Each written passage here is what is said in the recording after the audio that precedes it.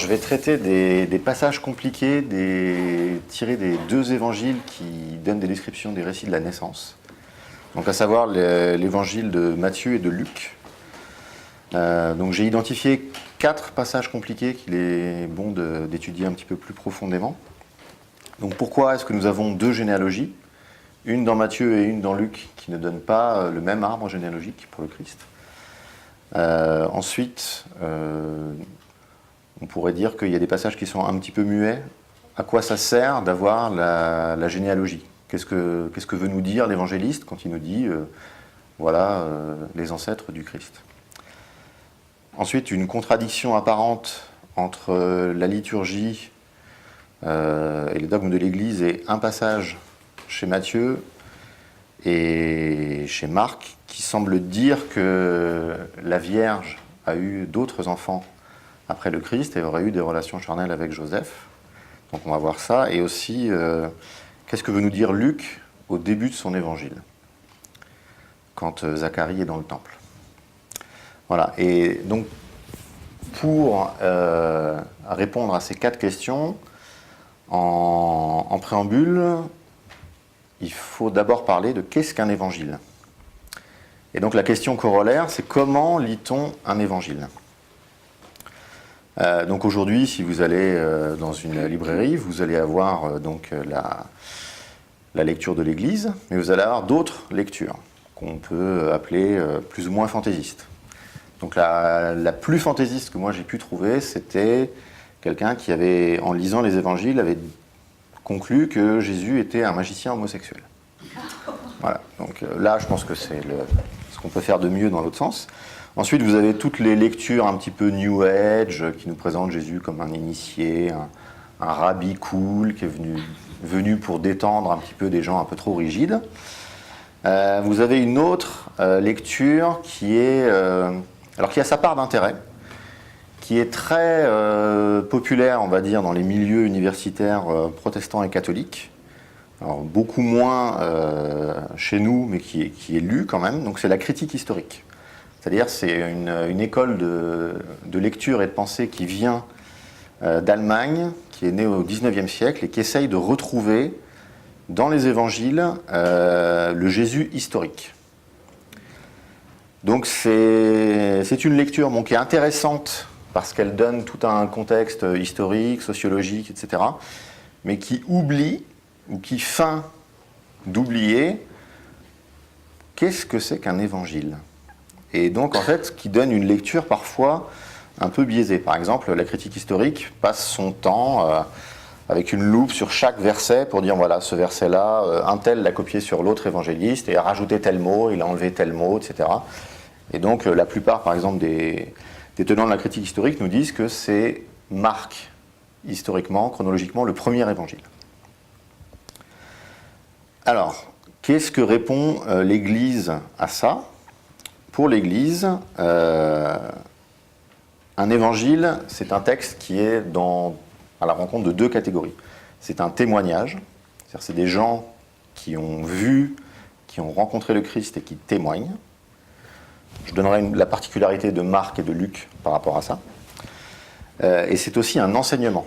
C'est-à-dire qu'en fait, considérer que Matthieu, Marc, Luc et Jean ont produit des textes et que ensuite d'autres personnes ont bâti des dogmes sur ces textes qui seraient une possibilité de lecture, c'est biaisé puisqu'en fait l'Église est la productrice de ces textes-là. C'est-à-dire que c'est l'Église qui a écrit ces textes-là pour dire un certain nombre de choses du Christ. Donc si nous, aujourd'hui, quand nous lisons ces textes-là, nous arrivons à une contradiction avec ce que l'Église nous transmet, ce n'est pas l'Église qui se trompe, c'est nous qui ne sommes plus capables, parce que maintenant on a quand même un différentiel de 20 siècles. Donc ça devient compliqué pour nous de le lire et de le recevoir comme les gens à l'époque l'ont reçu. Mais la logique la plus élémentaire nous commande d'écouter ce que dit l'Église, puisque c'est elle qui produit ces textes-là. Le premier garde-fou, pour bien lire un évangile, c'est de voir à quel moment on s'écarte des dogmes de l'Église, donc qui dans l'orthodoxie sont ce qu'on appelle les conciles. Donc on a 7 conciles fondamentaux. Si on lit un passage qu'on arrive à la conclusion, une conclusion qui est contradictoire avec ce que nous dit un des conciles, on sait qu'on s'est trompé. Puisque les conciles ont été faits par des gens qui ont reçu un enseignement, qui eux-mêmes ont reçu un enseignement, etc., etc., si on remonte en arrière, jusqu'au Christ et aux apôtres. Donc ce serait absurde, par exemple, de lire quelque chose. Je vous donne par exemple Matthieu 1, 24. À son réveil, Joseph, donc là on parle du père légal du Christ, Joseph fit ce que l'ange du Seigneur lui avait prescrit, il prit chez lui son épouse, mais il ne la connut pas, jusqu'à ce qu'elle eût enfanté un fils, auquel il donna le nom de Jésus. Donc connaître, en langage sémitique, c'est avoir des relations charnelles. Donc le jusqu'à semble contradictoire avec le concile d'Éphèse, donc le troisième concile œcuménique, qui nous dit que Marie est perpétuellement vierge. Donc voilà, ce que je vais essayer de vous montrer, c'est comment est-ce qu'on peut mettre tout ça en accord. Ce qu'il faut savoir aussi, c'est qu'un texte, il arrive commenté. C'est-à-dire qu'un texte, chez nous, ne tombe pas de nulle part.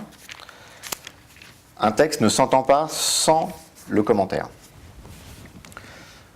Alors, c'est le Christ lui-même qui explique ça. Donc ça, c'est dans l'évangile de Luc, dans la parabole du bon samaritain. Juste avant, il engage un petit débat, on va dire, si je peux me permettre un anachronisme, talmudique. Il engage un débat sur la lecture de la loi avec un légiste. Et donc le légiste lui pose une question et il lui dit « Maître, que dois-je faire pour recevoir en partage la vie éternelle ?» Et le Christ lui répond « Dans la loi, qu'est-il écrit? Comment lis-tu » Donc ça, moi j'ai entendu un rabbin expliquer comment un juif reçoit cette phrase-là.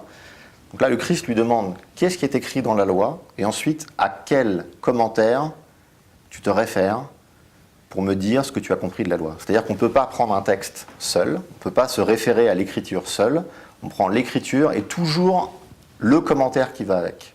Ça, c'est le Christ lui-même qui nous l'enseigne. Vous voyez, donc là, par exemple, si on extrapole sur la scène, comment lis-tu? Il lui demande, est-ce que tu es de l'école de Shammai, est-ce que tu es de l'école du rabbin Hillel, etc. C'est ça qu'il lui demande. Donc nous savons par le Christ que le texte sans le commentaire, c'est une absurdité. C'est une absurdité.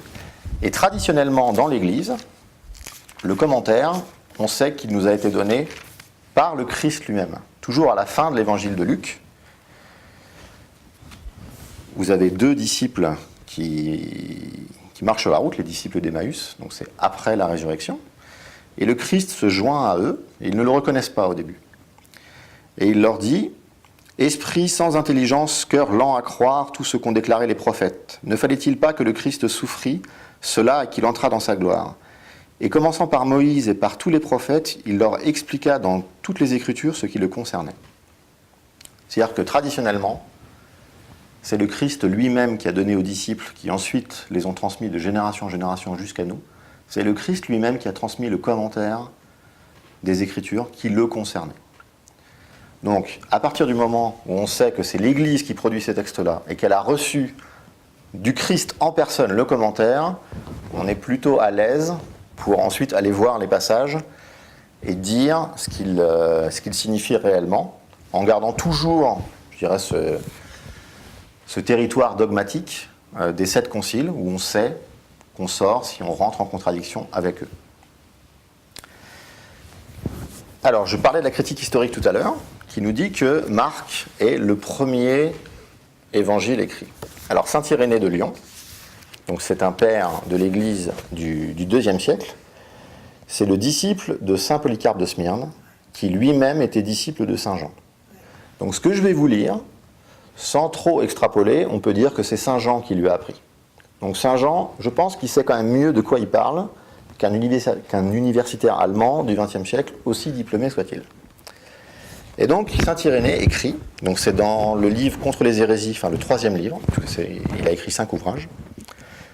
Ainsi Matthieu publia-t-il chez les Hébreux, dans leur propre langue, une forme écrite d'évangile à l'époque où Pierre et Paul évangélisaient Rome et y fondaient l'Église. Après la mort de ces derniers, Marc, le disciple et l'interprète de Pierre, nous transmit lui aussi par écrit ce que prêchait Pierre. Donc déjà, saint Irénée nous dit que Marc, c'est après Matthieu. Voilà. De son côté, Luc, le compagnon de Paul, consigna en un livre l'évangile que prêchait celui-ci. Puis Jean, le disciple du Seigneur, celui-là même qui avait reposé sur sa poitrine, publia lui aussi l'évangile tandis qu'il séjournait à Éphèse, en Asie.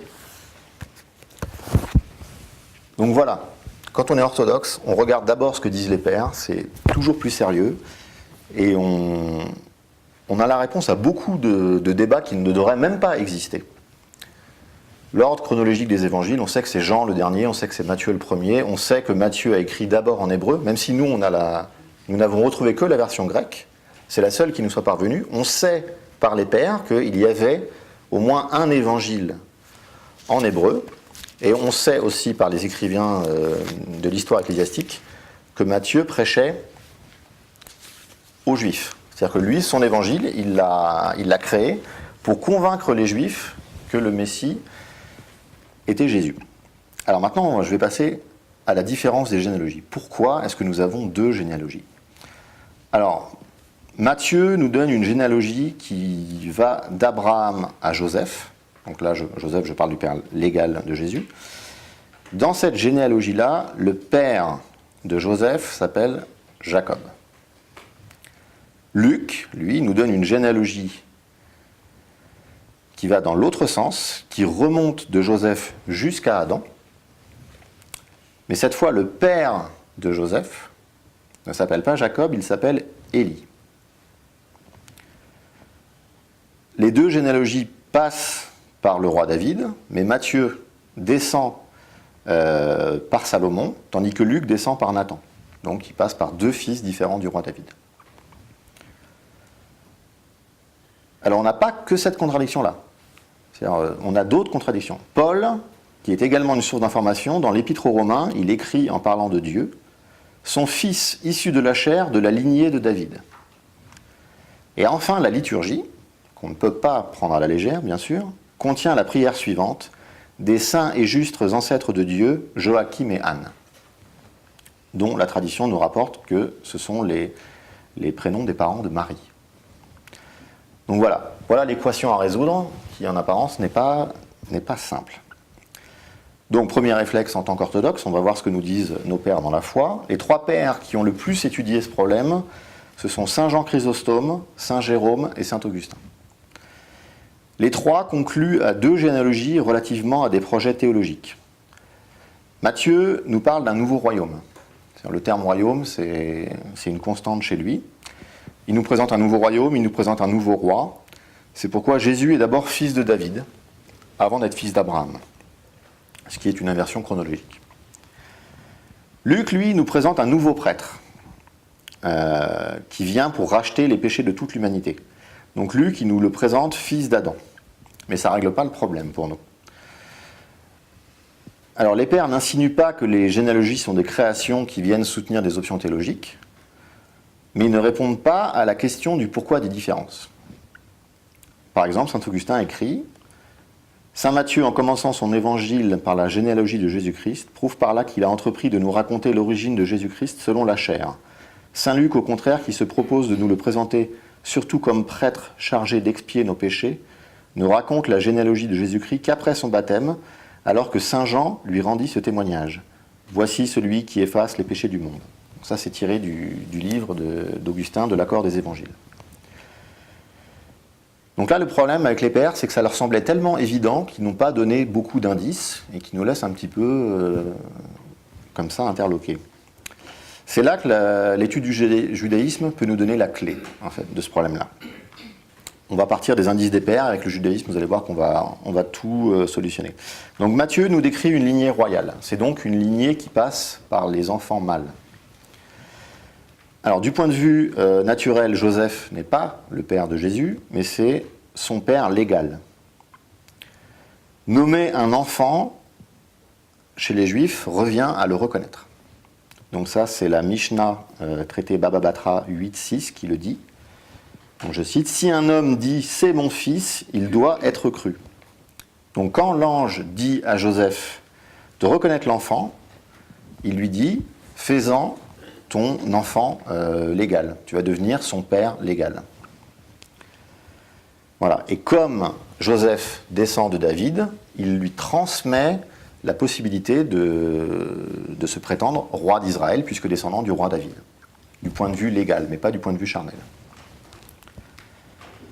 Donc lui, Luc, nous décrit, donc, je reprends les indices d'Augustin, une lignée sacerdotale, mais qui aboutit également à Joseph, fils d'Élie. Et Paul nous dit que par la chair, Jésus est aussi fils de David. Donc vous vous souvenez de ce que disait Irénée, l'évangile de Luc, c'est celui de Paul. Donc en fait, Luc et Paul ont exactement les mêmes positions. On peut dire que Luc est le scribe de Paul. Donc quand Paul, dans son épître aux Romains, dit que Marie descend de David, et que Luc montre cette généalogie-là, on sait que Marie est aussi fille de David. Donc la généalogie que produit Luc pourrait, d'une certaine façon, être celle de Marie. D'une certaine façon. Mais on a le problème suivant. Le père de Marie s'appelle Joachim.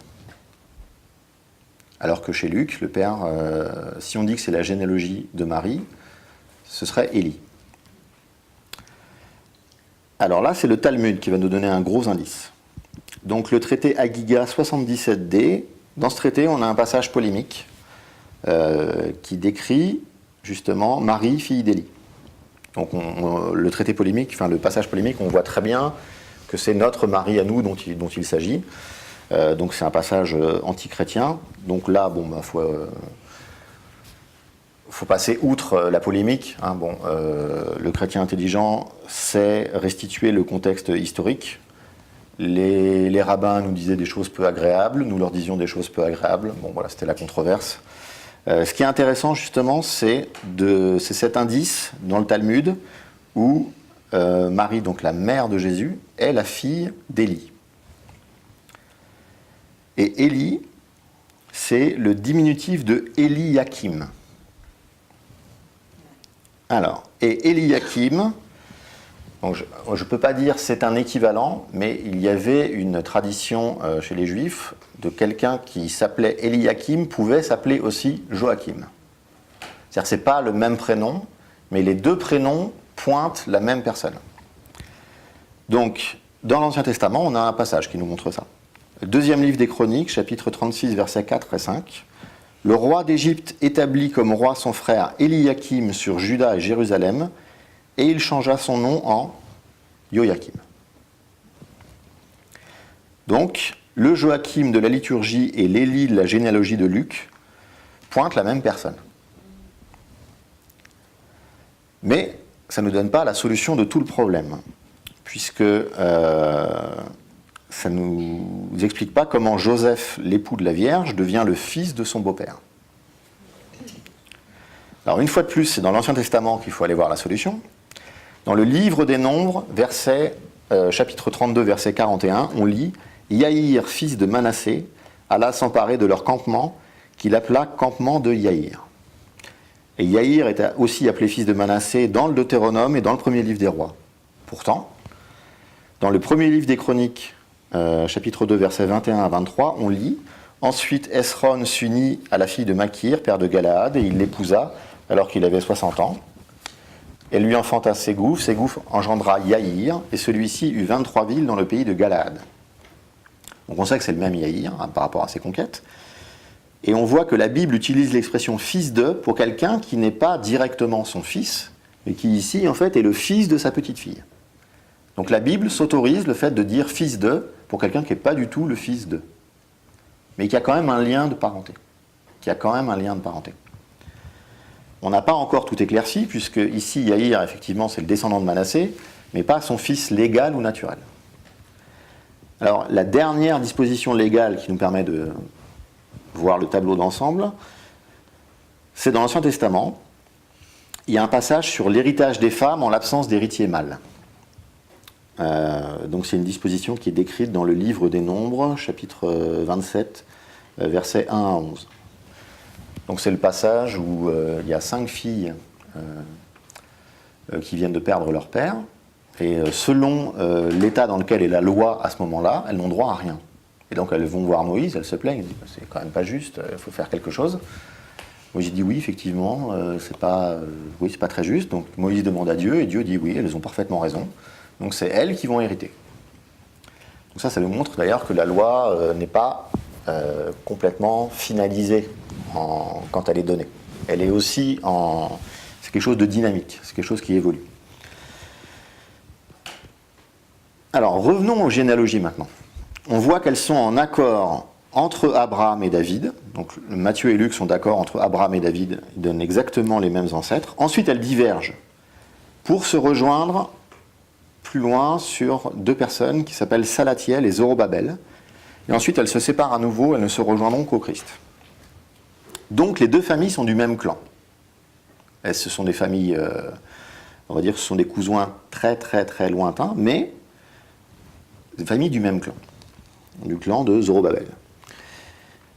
Et donc Marie, héritière de Joachim en épousant Joseph, en a fait l'héritier légal. Les 2 parents du Christ étaient donc de très lointains cousins, et conformément à la règle du Talmud, donc Baba Batra 109b, il faut tout connaître par cœur, qui donne la préséance au père sur la mère, le nom de Marie disparaît de la généalogie. Ceci explique pourquoi le recensement est présenté chez Matthieu, qui donne la perspective du père, et non chez Luc, qui donne la perspective de la mère. C'est-à-dire que si vous lisez tous les récits de l'enfance de Matthieu, vous avez toujours le récit du point de vue de Joseph. Et si vous allez chez Luc, vous avez toujours les récits, mais du point de vue de Marie. Comme ça, on a les points de vue des 2 parents dans chaque évangile. Donc par exemple, ce même traité du Talmud décrit les règles relatives au dénombrement. Et on sait que l'empereur romain avait demandé à faire un recensement, et c'est chez Matthieu qu'on voit Joseph qui doit retourner dans sa ville de naissance pour faire ce recensement. Donc, pour résumer, Luc donne la généalogie naturelle, celle de Marie, fille de Joachim, équivalent de Eliakim, tandis que Matthieu donne celle du père, légale, pour hériter du trône de David. Si Marie avait épousé un homme qui ne descendait pas de David, Jésus n'aurait pu être appelé fils de David. Donc voilà le premier exemple qui montre que la dimension traditionnelle de l'orthodoxie et l'étude de l'Ancien Testament et de la tradition juive sont importants pour bien comprendre qu'il n'y a pas de faute de copie d'un scribe maladroit ou ce genre de choses. Simplement, à cette époque-là, les gens qui ont reçu ces textes-là, c'est leur jurisprudence, donc pour eux c'était à peu près naturel. Donc ils ont compris, en lisant la généalogie de chez Luc, que c'était celle de Marie, mais que son nom avait disparu à cause d'une règle qui plus tard sera fixée dans le Talmud. Et voilà, donc les pères nous avaient donné la bonne lecture en fait. La généalogie chez Matthieu, c'est celle du père, et celle de Luc, c'est celle de la mère, mais son nom disparaît à cause d'une disposition légale. Voilà, maintenant je vais vous donner une lecture juive de la généalogie de Matthieu. C'est-à-dire comment est-ce que les Juifs pour qui cet évangile avait été écrit, quand ils écoutaient ça dans une synagogue, dans une assemblée, comment est-ce que eux le recevaient? Parce que pour nous, Abraham engendra Isaac, Isaac engendra Jacob, Jacob engendra Judas et ses frères, Judas engendra Pharès et Zara, etc. Comme ça, pendant des lignes et des lignes, ça n'évoque plus grand-chose en fait aujourd'hui. Et pour les Juifs de cette époque-là, c'était des choses très très précises. Alors déjà, première chose, pourquoi est-ce qu'on met des généalogies? Quel intérêt ça a? Alors, chez les Juifs, les généalogies sont extrêmement importantes. On doit produire les généalogies dans les mariages pour prouver la judaïté des 2 époux. Les candidats au sacerdoce, eux, devaient carrément prouver leur judaïté sur 4 générations. Donc il fallait aller au temple pour récupérer les registres et pouvoir prouver qu'on était juif sur 4 générations, etc., etc. On a un passage du livre d'Esdras qui nous fait le témoignage de ça. Donc chapitre 2, verset 62. Ces gens-là cherchèrent leur registre de généalogie, mais ne les trouvèrent pas, alors on les déclara souillés, exclus du sacerdoce. Voilà, ça c'est des gens qui voulaient devenir rabbins, on a perdu leur généalogie, et ils n'ont pas pu devenir rabbins. Voilà, donc pour les Juifs, c'était extrêmement important de donner son arbre généalogique pour dire qui on était. Ensuite, ce qu'il faut bien comprendre, c'est que la généalogie, elle établit le concept biblique de personnalité collective. C'est-à-dire que un ou plusieurs traits caractéristiques d'un ancêtre vont rejaillir sur les descendants. En Genèse 10, par exemple, les 3 fils de Noé vont engendrer des peuples. Donc les 3 fils sont Sem, Ham et Japheth. Et chaque peuple descendant de ces 3 fils-là va hériter des traits caractéristiques de ces personnes. Donc par exemple pour Sem, ça va donner les Sémites, donc qui sont présentés sous un jour positif. Pour Ham, par contre, c'est plus négatif. Voyez, donc les peuples qui sont issus des personnes héritent de quelque chose au niveau de ces personnes-là. Et en fait, il faut se remettre dans la façon des Juifs de recevoir les généalogies. C'est-à-dire, ils connaissaient le trait caractéristique de la personne, et donc ils disaient tel trait est dans la personne dont on me donne la généalogie. C'est ça que fait Matthieu ici. Je ne dis pas qu'il recrée la généalogie de toute pièce. Simplement, en donnant la généalogie, il dit aux gens, ben voilà, le Christ va hériter de ça, chez tels et tels ancêtres. Donc là, effectivement, on est condamné à bien connaître la littérature rabbinique, sinon on ne sait pas quels sont ses traits caractéristiques. Donc, Matthieu commence par David, parce qu'il présente une généalogie royale, et il remonte à Abraham, parce qu'il s'adresse aux Juifs uniquement. Alors il présente Jésus comme Christ, c'est-à-dire oint du Seigneur, Messie. Donc Saint Jean Chrysostome explique magnifiquement le choix de Matthieu. Alors je cite, « Pourquoi Matthieu nomme Jésus fils de David, fils d'Abraham ? C'est que le Christ devait réunir en sa personne la triple dignité de roi, de prophète et de prêtre. Or Abraham a été prêtre et prophète. Prêtre, puisque Dieu lui dit dans la Genèse « Prends pour me l'immoler une génisse de 3 ans ». Prophète, comme Dieu le déclare au roi Abimélec, « Il est prophète et il priera pour toi ». Quant à David, il fut roi et prophète, mais sans être prêtre. Jésus-Christ est donc appelé fils de l'un et de l'autre, pour nous apprendre que cette triple dignité de ses 2 aïeux lui était dévolue par le droit de sa naissance. Donc ça, c'est tiré du commentaire de l'évangile de Matthieu de Saint Jean Chrysostome. Alors d'ailleurs, pour l'anecdote, si vous reprenez donc les 2 traits caractéristiques ici de David et d'Abraham, qui sont donc d'être roi et d'être prophète, et que vous allez au procès de Jésus, vous remarquerez que Jésus est moqué en tant que prophète par les Juifs. Ils jouent un jeu très cruel avec lui, ils lui mettent une sorte d'étoffe sur la tête et ils le tapent en disant « Qui t'a frappé ?» Et comme il ne répond pas, ils disent « Ben voilà, tu vois, tu n'es pas prophète, tu es incapable de répondre à cette question très simple. » Et les soldats romains, eux, vont se moquer de lui en tant que roi. Ils lui donnent une couronne dérisoire, une couronne d'épines, ils le vêtent d'un manteau pourpre, ils le tapent aussi, et ils se moquent de lui en disant, ben voilà le roi des Juifs, la tête qu'il a. Donc vous voyez, il est roi et prophète, et on se moquera de lui en tant que roi et prophète. Donc ça, je pense que c'est pas innocent en fait. Alors, chez les Juifs, le fait que le Messie descende d'Abraham, d'Isaac et de Jacob ne fait pas débat. Le trait caractéristique de Jacob nous vient du récit où il se bat avec un ange. Et la tradition rabbinique dit que cet ange, c'était l'ange exterminateur envoyé par Dieu lors de la 10e plaie d'Égypte, celui qui avait tué tous les enfants premiers-nés. Et cet ange n'avait pas pu vaincre Jacob. Et donc, le Christ, ici, hérite de cette faculté où la mort n'a pas d'emprise sur lui. Vous voyez ?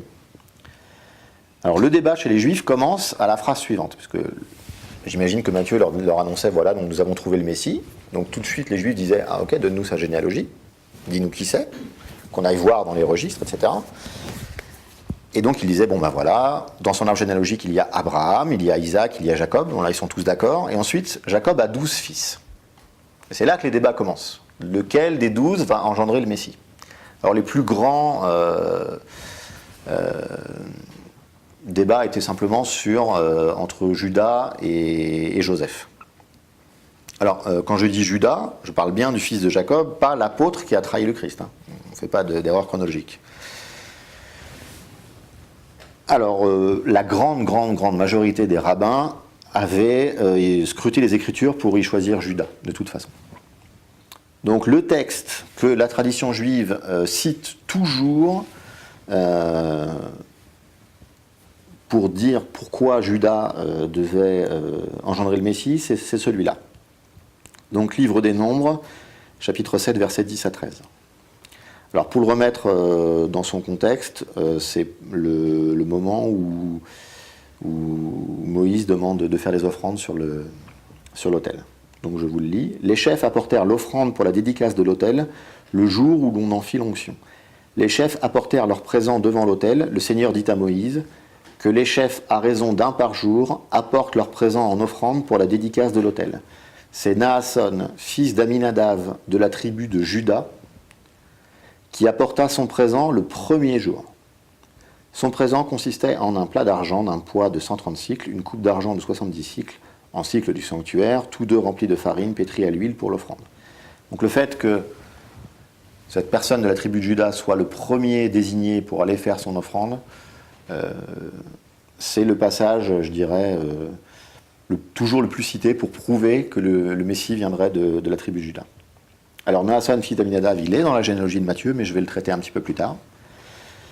Par exemple, les rabbins ont dit « Pourquoi est-il écrit en Genèse 49:8 « Judas, tes frères vont te célébrer » Parce que tous les Israélites vont devenir juifs à la suite de ton nom, Judas, judaïsme, et plus encore parce que le Messie va sortir de toi. Donc voilà, c'était devenu quelque chose de quasiment normatif, le Messie allait venir de la branche de Judas.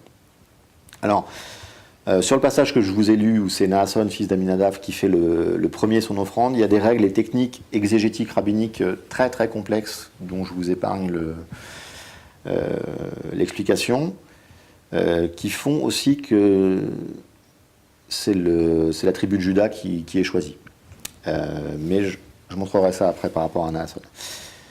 Ensuite, il se passe quelque chose de très étonnant. Donc je vous dis où est-ce qu'on en est. Jacob engendra Juda et ses frères. Donc là, Matthieu s'adresse aux Juifs, il leur dit, c'est Juda. Ensuite, Juda engendra Pharès et Zara de Tamar. Donc chose qu'on ne fait jamais dans une généalogie chez les Juifs. On ne cite jamais de femme, mais là, Matthieu va le faire 4 fois, et la première fois ici avec Tamar. Donc là, c'est une façon d'alerter son auditoire sur quelque chose de très particulier. Donc les circonstances de la naissance de Pharès et Zara paraissent scandaleuses pour ceux qui connaissent bien la Genèse. Elle se déguise en prostituée pour coucher avec Judas, son propre beau-père. Donc bien que ces circonstances soient un peu scandaleuses, la littérature rabbinique a encensé Tamar. Elle est toujours montrée de manière très positive. Elle est dépeinte comme descendante de Noé, fille de prêtre. Alors par exemple, pourquoi fille de prêtre? Parce qu'en Genèse 38-24, quelqu'un dit il faut la brûler par rapport à son péché. Et quand est-ce qu'on brûle une fille? Quand elle est fille de prêtre. Voilà, donc les rabbins ont dit ben voilà, on veut bien, c'est une façon de nous dire qu'elle était fille de prêtre. Le rabbi Shemuel ben Narman a écrit un petit midrash pour expliquer la légalité de cette union qui paraît scandaleuse. Il écrit, donc la Genèse ne nous décrit pas le dialogue, mais lui il écrit le dialogue. Il nous dit voilà ce qu'ils se sont dit et voilà pourquoi ce n'est absolument pas scandaleux. Judas demande « Es-tu une sorte de païenne ?» Elle répond « Je suis une prosélyte. » Alors prosélyte, ce n'est pas le terme actuel qu'il faut comprendre, prosélyte c'est une nouvelle convertie. « Peut-être es-tu une femme mariée ?» Elle répond « Je suis célibataire. » « Peut-être ton père a-t-il accepté ton mariage ?» Elle répond « Je suis orpheline. » « Peut-être es-tu impure ?» Elle répond « Je suis pure. » Voilà, par rapport à ce dialogue-là et par rapport à tous les commandements de la loi, l'union devient légale. Les 2 enfants, Pharès et Zara, sont cités et sont connus par les circonstances de leur naissance. Donc là, je vais vous lire Genèse 38, versets 27 à 30. « Or, au temps de ses couches, il y avait des jumeaux dans son sein. Pendant l'accouchement, l'un d'eux présenta une main que prit la sage-femme. Elle y attacha un fil écarlate en disant « Celui-ci est sorti en premier. » Puis il rentra sa main, et c'est son frère qui sortit. « Qu'est-ce qui t'arrivera pour la brèche que tu as faite » dit-elle. On l'appela du nom de Pharès, c'est-à-dire la brèche. Son frère sortit ensuite, lui qui avait à la main le fil écarlate. On l'appela du nom de Zara. Donc là, on retrouve une thématique très classique dans toute la Genèse, c'est les rapports entre frères. Donc Isaac et Ismaël, Jacob et Ésaü, où l'aîné n'a pas la faveur divine, mais le cadet. Donc là, c'est la même chose qui se met en place. Donc là, j'en étais à Juda engendra Pharès et Zara de Tamar. Ensuite, Pharès engendra Esrom. Esrom engendra Aram. Aram engendra Aminadab. Et Aminadab engendra Naasson. Alors Naasson, lui c'est pareil, il revient énormément dans les littératures rabbiniques pour dire de lui sera issu le Messie. Donc il est très très très connu. Il y a 3 choses par rapport à lui. Le mot génération, qui était utilisé chez les Juifs pour dire arbre généalogique. Donc en hébreu, c'est Sefer Toledot, qui est traduit dans la Septante par Biblos Geneseos, et c'est exactement ce qu'utilise Matthieu pour introduire son évangile Biblos Geneseos. Toledot, c'est donc le mot pour dire génération. Avant le péché d'Adam, Toledot s'écrit d'une certaine façon. Après le péché d'Adam, Toledot, l'orthographe change. Donc les rabbins disent, voilà, il y a quelque chose qui a été cassé. Donc dans la théologie orthodoxe, nous on dit c'est la mortalité qui est rentrée dans la nature humaine suite au péché. Donc là il y a quelque chose qui est brisé. Et à partir du moment où on rencontre Naasson dans le texte en hébreu, Toledot redevient écrit comme avant. C'est-à-dire que c'est réparé. Donc là les rabbins vont dire, ben voilà, Naasson, ce qui a été enlevé à Adam par sa faute, Dieu l'a rendu à Naasson. Donc en fait ici Jésus il va hériter de cette faculté de réparer les choses.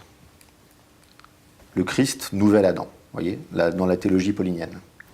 Donc Paul nous avait épargné le passage par Naasson, mais les Juifs le connaissaient. Deuxième chose, dans le texte que je vous ai lu, là, quand chacun amène sa dédicace à l'autel, enfin son offrande pour la dédicace à l'autel, ils sont tous appelés princes, sauf Naasson. Et donc les rabbins vont dire, voilà, lui c'est un modèle, parce qu'il mérite d'être appelé prince, c'est un modèle de pauvreté et d'humilité. Parce que lui, son titre de prince, il s'en fiche. Il l'a, mais il ne le met pas en avant. Et troisième chose, quand Moïse fait sortir les Hébreux d'Égypte, donc ils sont poursuivis par les Égyptiens, par les soldats de Pharaon, et ils sont devant la mer Rouge, et donc là Moïse tend son bâton, la mer s'écarte. On a des textes rabbiniques en fait où ils ont précisé les circonstances. Il y en a un qui est rentré dans la mer alors qu'elle n'était pas encore écartée. Il avait tellement foi en Dieu qu'il est rentré comme ça, il avait de l'eau jusqu'aux narines, et à partir de ce moment-là, la mer a commencé à s'écarter. C'est Naasson, le fils d'Aminadav. Donc lui, vous voyez, c'est vraiment un personnage dans l'inconscient juif qui était vraiment avec une très très forte image positive. Et il est dans cette généalogie. De toute façon, toute la littérature rabbinique présente des fois le Mashiach ben Naasson. C'est le Messie, fils de Naasson. Plein de fois, on a cette façon de présenter le Messie. Donc là, vous voyez, les Juifs qui écoutent cette généalogie, ils sont, je dirais, un peu comme à la maison, quoi. Ils savent, bon, ok, ça, Naasson, pas de souci. Ensuite, Naasson engendra Salmon. Salmon engendra Boz de Rahab. Alors là, c'est très intéressant du point de vue historique pour nous, parce qu'il y a des commentaires rabbiniques et des commentaires des pères de l'Église qui se rejoignent totalement.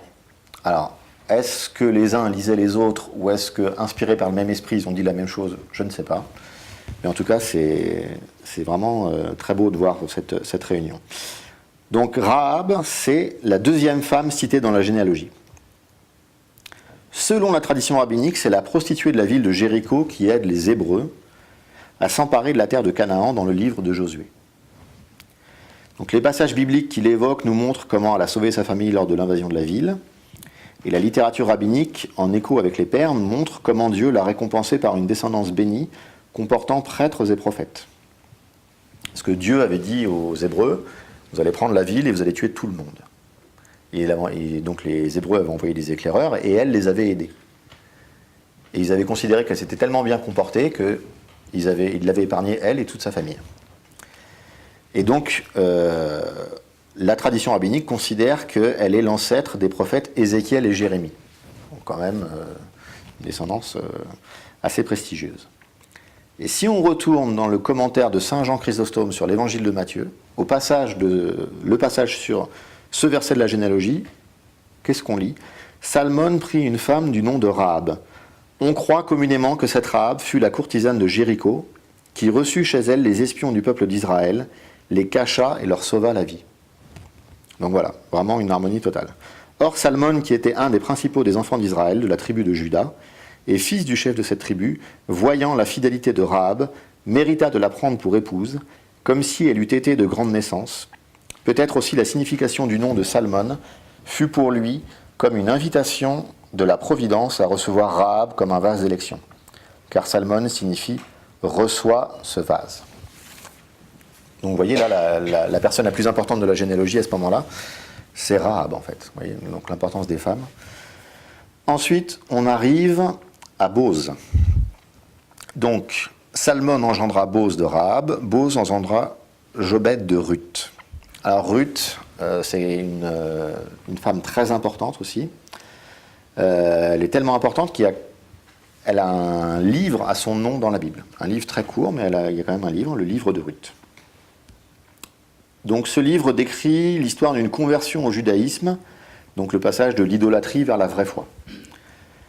Donc le livre de Ruth se conclut sur une généalogie qui va de Pharès à David, puisque Ruth est la grand-mère du roi David, la mère de Jessé, donc qu'on connaît très bien par la prophétie messianique d'Isaïe, donc chapitre 11, verset 2, « Un rameau sortira de la souche de Jessé, un rejeton jaillira de ses racines, sur lui reposera l'esprit du Seigneur. » Donc, ça c'est un passage très connu d'Isaïe pour prophétiser la venue du Messie. Ruth, c'est la prosélyte par excellence.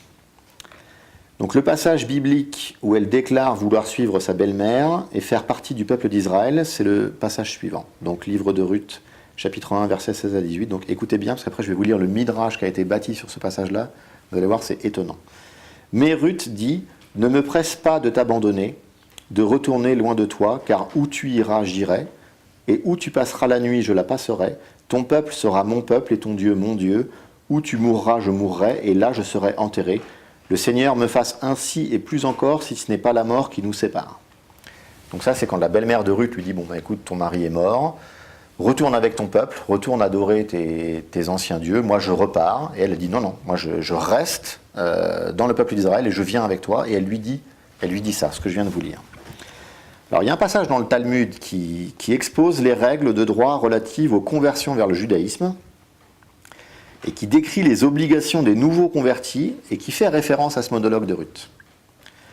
Donc le passage expose le strict respect des commandements et explique. On doit aussi lui faire connaître, donc lui c'est le nouveau converti au judaïsme, en même temps que les punitions encourues pour la négligence de ces commandements. Donc, par exemple, avant la personne n'était pas censée observer le Shabbat. À partir du moment où la personne suit les préceptes du judaïsme, elle doit respecter le Shabbat, sinon elle encourt la lapidation. Donc c'est ce qu'on explique à la personne.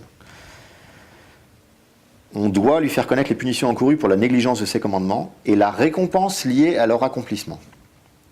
On doit lui dire, sache que le monde à venir a été créé uniquement pour les justes, mais que dans ce monde-ci, Israël n'obtiendra ni plus de bienfaits, ni plus de punitions. Alors ça, c'est quand même assez extraordinaire de voir que dans le Talmud, on a quelque chose, on a ce passage qui nous dit que l'observance stricte des commandements de la loi ne donne pas plus de chances d'être sauvé. C'est exactement ce que Paul expose pendant des pages et des pages. C'est-à-dire que ces pages-là, ces lignes-là, elles pourraient être signées de Paul de Tarse. Vraiment. Et sur quel passage fonder ensuite une conduite vers les prosélytes ? Eh bien, ils reprennent la phrase que Ruth dit à sa belle-mère, et le Talmud, donc traité Narim 47a, fait un midrash sur ce passage-là. Et le Talmud dit, en fait, Noémie a dit à Ruth, donc Noémie c'est la belle-mère, nous avons des limites à respecter le jour du Shabbat. Ruth répond, où tu iras, j'irai. Les rapports des hommes et des femmes sont soumis à des restrictions. Où tu dormiras, je dormirai. Nous sommes soumis à 613 commandements. Ton peuple sera mon peuple. L'idolâtrie nous est interdite. Ton Dieu sera mon Dieu. Nous avons un tribunal qui peut nous condamner à 4 sortes de morts. Où tu mourras, je mourrai. Ce tribunal peut décider de nous enterrer dans un des 2 cimetières, et c'est là que je serai enterré. Vous voyez, ils ont réécrit un dialogue à partir d'un simple monologue, en fait. Alors, juste pour l'anecdote, donc les 4 sortes de morts, les tribunaux rabbiniques condamnaient la personne à mourir en fonction du crime qu'elle avait commis. Donc il y avait des strangulations, des lapidations, ce genre de choses. Et en fonction de la gravité du crime, il y avait 2 cimetières. Il y avait un cimetière, on va dire, normal, et vraiment le cimetière pour les pires des pires, quoi, voilà, pour les parias. Donc c'est à ça que fait allusion Noémie en parlant des 4 sortes de morts et des 2 cimetières.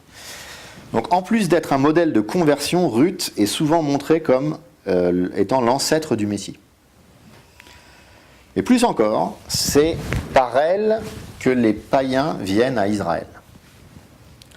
Un exemple dans un commentaire de Rabbi Éléazar. Que signifie en Genèse 12.3 « Je bénirai ceux qui te béniront, qui te bafouera, je le maudirai, en toi seront bénies toutes les familles de la terre. Dieu parla à Abraham, j'ai 2 belles pousses que je veux te greffer. Il s'agit de Ruth la Moabite et Anania l'Ammonite. » Et donc voilà, je pense, ce qui donne le trait caractéristique dont va hériter le Christ, celui qui permet que les nations se greffent à l'arbre Israël. Image reprise toujours par Paul dans son épître aux Romains, dans le célèbre passage du chapitre 11, où il explique aux gentils qui sont venus dans l'alliance par le Christ, comment est-ce qu'ils doivent se comporter vis-à-vis des Juifs qui, eux, sont dans l'alliance depuis longtemps. Mais si quelques-unes de ces branches ont été coupées, tandis que toi, olivier sauvage, tu as été greffé parmi les branches restantes de l'olivier pour avoir part avec elle à la richesse de la racine, ne va pas faire le fier aux dépens des branches. Tu peux bien faire le fier, ce n'est pas toi qui portes la racine, mais c'est la racine qui te porte. Donc Sandrine, dans la prochaine conférence, développera plus avant cette thématique d'alliance multiple au sein du plan divin. Alors avant d'avancer dans la généalogie, je vais vous citer un midrash très impressionnant à cause d'un élément prophétique sur la crucifixion. Donc le passage dans le livre de Ruth, chapitre 2, verset 14, c'est « Puis au moment du repas, Bose lui dit « Approche ici pour manger du pain et tremper ton morceau dans la vinaigrette. » Alors elle s'assit à côté des moissonneurs, il lui tendit du pain grillé, elle mangea, fut rassasiée et en eut de reste. Donc là c'est le passage qui décrit en fait leur rencontre. Donc Bose, c'est le descendant mâle de la lignée que nous suivons en compagnie de Matthieu, et Ruth est donc cette femme moabite qui va se convertir au judaïsme. Et maintenant voici le Midrash, qui est bâti sur la rencontre du repas que je viens de vous lire. L'histoire parle du roi du Messie. Approche ici veut dire approche-toi de la royauté. Mange de ce pain, c'est le pain de la royauté. Trempe ton morceau dans le vinaigre, là sont signifiées les souffrances du Messie. Comme il est écrit en Isaïe 53,5, et dans ses plaies se trouve notre guérison. Donc quand on sait qu'on a donné une éponge pleine de vinaigre au Christ sur la croix, c'est un midrash très impressionnant. Parce que les Juifs disent, voilà, ce passage-là nous expose comment vont être les souffrances du Messie. Donc, ensuite, on arrive au roi David. Alors, le roi David tout seul demanderait une catéchèse, rien qu'à lui, il y a tellement de choses à dire. Le trait dont va hériter le Christ de David, c'est la royauté, le fait qu'il incarne toute l'histoire de la tribu de Juda dont est issu le Messie. Alors David, c'est un personnage ambigu, et donc je pense que, par exemple, si on lit le testament du roi David, c'est quelque chose d'assez... ça commence bien, il donne des conseils à son fils, puis après il dit, il faudra quand même que tu tues ces 3 personnes-là, ce sera mieux comme ça. Donc je pense que ce dont le Christ hérite, c'est la royauté. Ensuite, Matthieu donne la généalogie par Salomon. Alors Salomon, il est très connu, celui dont la sagesse fit demander à Dieu un cœur intelligent, c'est-à-dire l'art subtil du discernement. Donc on a des pages et des pages entières des Pères du désert sur le discernement. Donc qui en fait un des grands artisans de la paix. Il a une autre dimension qui est moins connue, c'est son pouvoir sur les démons. Dans la démonologie juive, les allumettes qui servent de base aux exorcismes comportaient des mentions de Salomon. C'est-à-dire qu'on invoquait le nom de Salomon pour combattre un démon. Donc cette tradition de supériorité de Salomon sur les démons vient d'un midrash très étonnant sur la construction du temple qui donne lieu à un dialogue entre Salomon et Asmodée. Donc Asmodée, c'est un démon qu'on retrouve dans le livre deutérocanonique grec, le livre de Tobit. Donc en plus de sa sagesse légendaire, le trait qui va marquer le Christ, c'est sa supériorité sur le démon. Parce que dans beaucoup de passages, on le voit réaliser des exorcismes.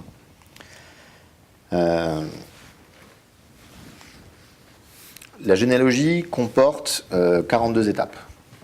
Donc je ne vais pas vous faire génération par génération, sinon ça va nous prendre des heures. Mais voilà, j'ai fait le premier tiers pour vous montrer un petit peu le genre de personnalité collective qui émerge. Je vais vous donner après le résultat de ce que ça donne. Mais c'est important que je vous parle de Ézéchias et Manassé. Donc Ézéchias et Manassé se trouvent dans la généalogie entre David et la déportation à Babylone. Alors le prestige en tant que roi d'Ézéchias fut tellement grand que Hillel, donc le célèbre rabbin cité dans le Talmud, traité Sanhédrin 99a, quant à Rabbi Hillel, il soutient qu'il n'y aura pas de Messie pour Israël, car il l'a déjà consommé à l'époque d'Ézéchias. Alors évidemment, il y a plein de rabbins qui ont répondu à Hillel que sur ce point-là, il avait tort. Donc Ézéchias lui-même est parfois décrit comme étant persuadé d'être le Messie. Donc là, on peut retrouver l'assurance du Christ qui répond à la Samaritaine, oui, je le suis.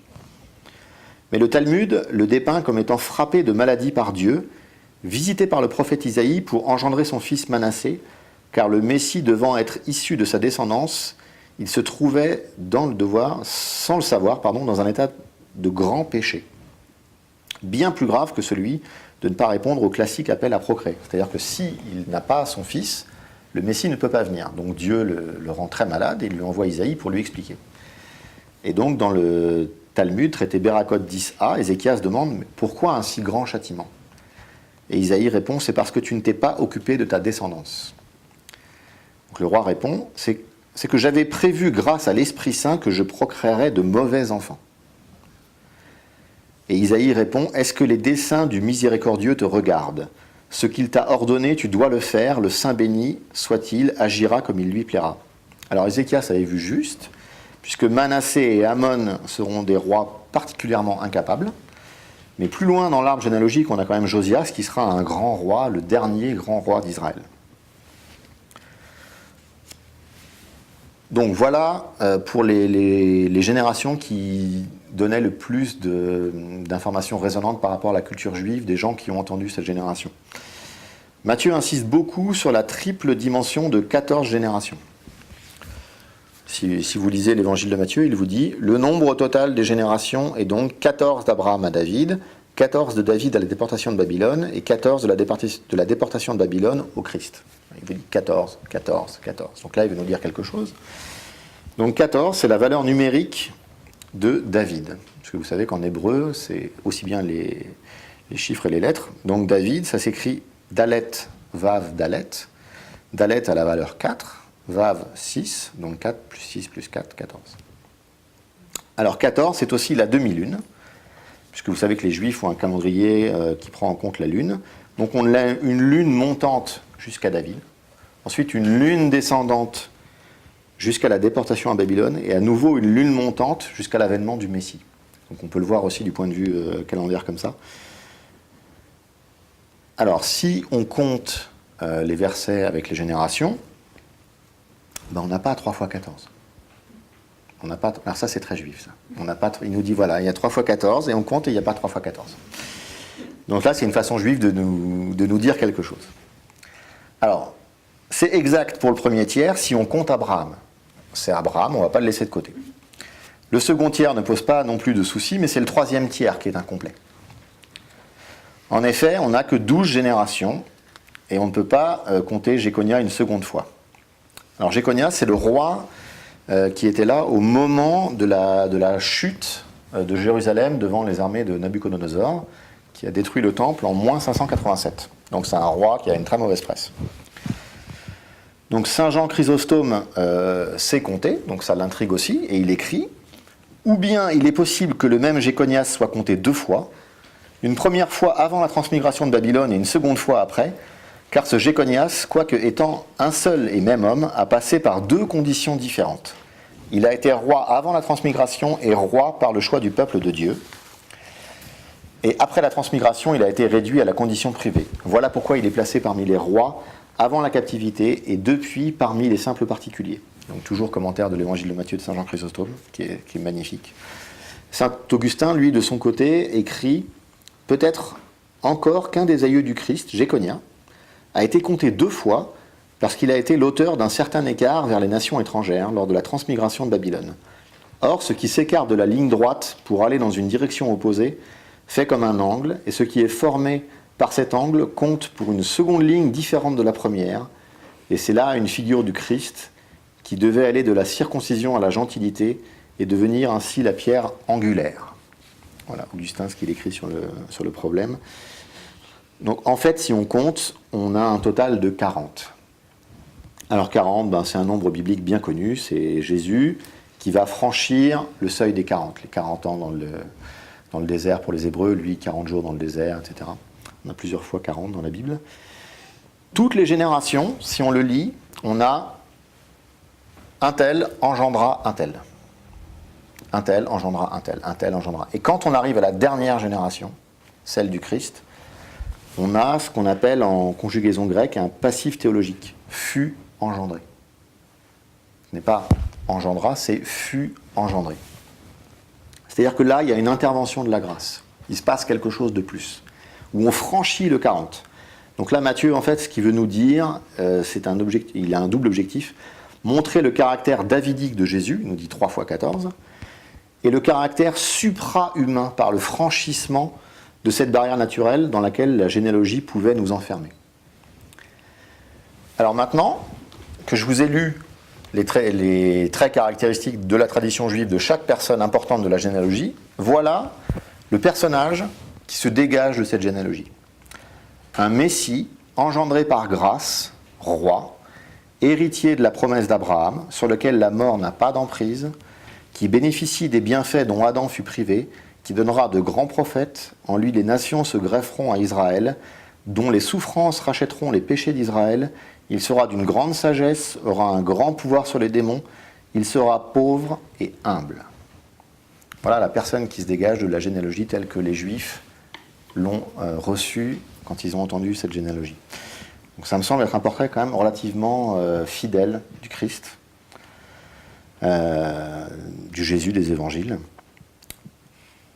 Alors les passages suivants vont le montrer aussi comme un nouveau Moïse, ce qui n'apparaît pas dans la généalogie, mais bon, que je ne vais pas traiter ici parce qu'on ne peut pas tout traiter. Et je vais passer à Marie. Donc, vous avez lu le passage un petit peu compliqué.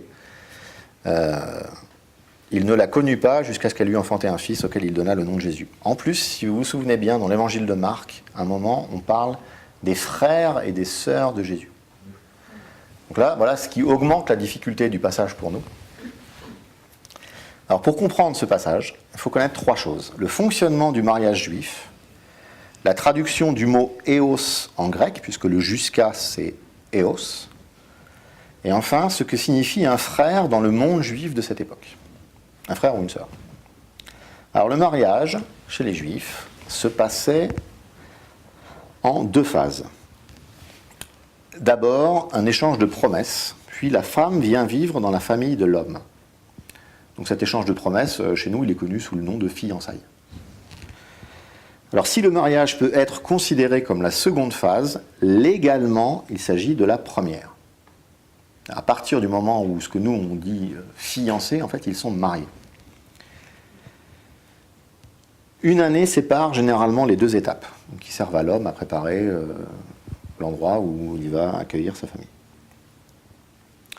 En Judée, à partir de la première étape, les 2 époux pouvaient avoir des moments d'intimité et les relations sexuelles n'étaient pas condamnées. En Galilée, ce n'était pas aussi tolérant et tout rapport avant la deuxième étape était perçu comme scandaleux. Alors, ce n'est pas un problème de relâchement moral ou ce genre de choses, c'est pas ça. Simplement, c'est une prudence vis-à-vis des troupes d'occupation romaine. Et vous vous souvenez de l'importance des généalogies, on ne peut pas se permettre d'avoir quelqu'un dans un arbre généalogique dont on n'est pas sûr qu'il soit bien le fils des deux époux. Enfin, le fils ou la fille des deux époux. Donc chez Matthieu, les fiancés vivent en Judée et peuvent donc se voir. C'est ce qui explique le côté un peu bizarre des versets, chapitre 1, versets 18 à 25, où ils sont déjà mariés et l'ange lui dit « mais prends ta femme chez toi ». On se dit « mais qu'est-ce que c'est que ce mariage où ils ne vivent pas ensemble ?» Enfin, c'est très étrange. Voilà. Quand on connaît le fonctionnement du mariage juif, c'est tout de suite beaucoup plus limpide. Donc en fait, Marie est tombée enceinte à la première phase et l'ange vient voir Joseph et lui dit de démarrer la deuxième phase, de prendre tout de suite sa femme chez lui. Ensuite, éos, le mot jusqu'à. Alors, en grec, il n'a pas la signification d'inversion du français. Si je vous dis j'ai conduit jusqu'à 30 ans, tout le monde va comprendre qu'à partir de 30 ans, j'ai arrêté de conduire pour une raison X ou Y. En grec, éos n'a pas cette idée d'inversion. La preuve dans le psaume 110. Donc le fameux psaume 110 dont Jésus demande une exégèse à des pharisiens qu'il rencontre à un moment. Le Seigneur dit à mon Seigneur, assieds-toi à ma droite jusqu'à ce que je fasse de tes ennemis ton repose-pied.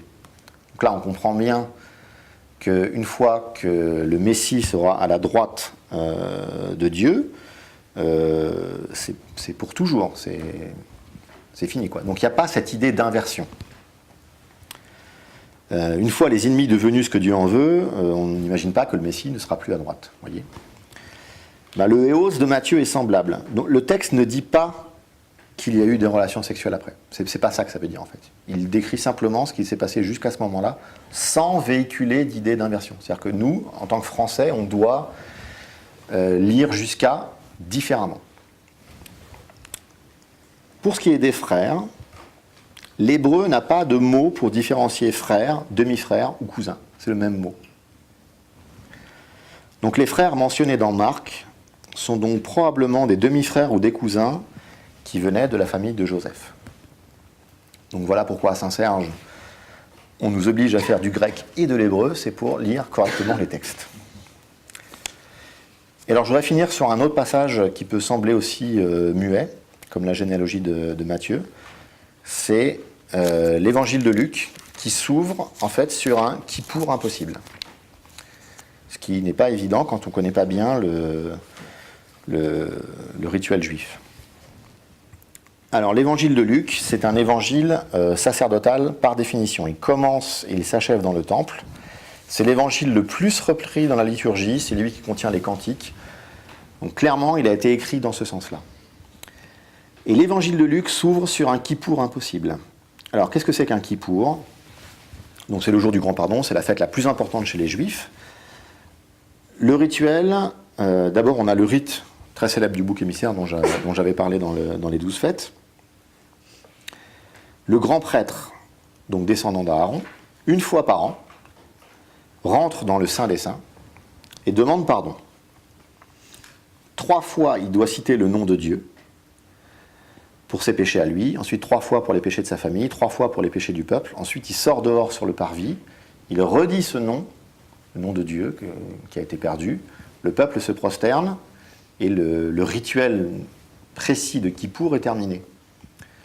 Mais donc là, Zacharie, qui est le grand prêtre dans l'évangile de Luc, il a un petit manque de foi par rapport à ce que lui dit l'ange. Donc l'ange lui coupe, il ne peut plus parler. Donc en fait, le rituel de Kippour ne peut pas aller à terme. Donc les péchés du peuple ne peuvent plus être pardonnés. Et donc là, vous voyez, la mécanique de Luc, il nous donne la solution. C'est-à-dire, voilà, il y a quelque chose que Dieu seul peut faire au niveau du pardon des péchés, et c'est juste après qu'on a l'annonciation. La réponse, c'est le Christ. Alors ça, c'est quelque chose d'extrêmement allégorique, puisqu'on a la liste des grands prêtres, et Zacharie ne fait pas partie des grands prêtres. Et de toute manière, le Talmud prévoit, ils sont très prudents, ils prévoient si jamais le grand prêtre a une défaillance à un moment, il y a un grand prêtre bis qui peut venir pour secourir le grand prêtre défaillant. Donc de toute façon, Kippour a toujours pu aller au bout, ce que les lecteurs juifs devaient très bien comprendre, mais ils ont compris ce que voulait dire Luc. Comme quoi Jésus était la réponse à l'insuffisance des sacrifices. Ce que redira l'épître aux Hébreux, ce que redira Paul dans toutes ses épîtres sans cesse. Voyez ? Et alors je termine simplement, je vous expose une idée, une théorie, pour donner matière à ruminer, à penser. La nature des évangiles comme nouvelle Torah. Donc ici, le mot nouveau, c'est pas ce qui remplace, c'est ce qui s'ajoute. Donc la Torah, donc je vous rappelle, c'est les 5 premiers livres de la Bible, le Pentateuque pour nous. C'est pas vraiment 5, c'est 4 livres plus 1. C'est-à-dire que le 5e livre reprend des éléments des livres d'avant et ouvre sur quelque chose de nouveau. Donc ce 5e livre dans la Torah, dans le Pentateuque, c'est le Deutéronome. En hébreu, c'est Dvarim. Et Dvarim se traduit parole, mais aussi acte. Donc j'insiste sur le mot acte. Le 5e livre dans les évangiles, enfin dans le Nouveau Testament, pardon, c'est les actes des apôtres. Et ce que le Deutéronome reprenait le plus comme élément venait du Lévitique. Et je vous avais dit que l'évangile de Luc, c'était l'évangile sacerdotal. Celui qui donne vraiment les choses pour les prêtres. Tous les cantiques pour faire les liturgies, pratiquement tout vient de Luc. Donc voilà, vous voyez, il y a cette idée, quand ils ont rédigé les évangiles, ils ont pensé à le faire comme nouvelle Torah, je pense. La Genèse expose la création du monde, moment que rejoint le prologue de l'évangile de Jean. Donc le Lévitique s'attache aux fonctions des prêtres et l'évangile de Luc est écrit dans une optique sacerdotale, ce que je disais précédemment. Marc montre des foules entières qui se rendent auprès du Baptiste, là où le livre des Nombres essaye de dénombrer le peuple élu au travers de ses périples. Donc dans ce jeu de correspondance, il ne nous reste plus que Matthieu et l'Exode. Alors je ne voudrais pas quelque chose de trop rigide, je ne suis pas en train de vous dire Luc, c'est le Lévitique, etc. Je vous montre simplement que quand ils ont écrit les textes, ils ont pensé à des éléments qui venaient de leur tradition. Donc Matthieu et l'Exode. Quand on sait que le livre de l'Exode marque les pérégrinations du peuple vers la terre promise et marque la création des Juifs en tant que peuple après l'établissement d'une loi, on doit lire différemment ce qui concerne le royaume et l'Église, qui, je vous rappelle, sont fondés dans Matthieu. C'est Matthieu qui parle du royaume, et c'est dans Matthieu que Jésus dit à Pierre, « Toi tu es Pierre, et sur cette pierre je bâtirai mon Église. » Voilà. Merci.